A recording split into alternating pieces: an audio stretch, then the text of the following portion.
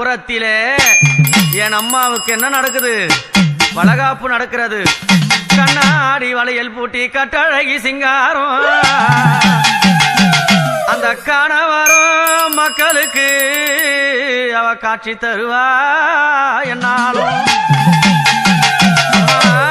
வளகாப்பு வளகாப்பு அம்மாளுக்கு வளகாப்பு.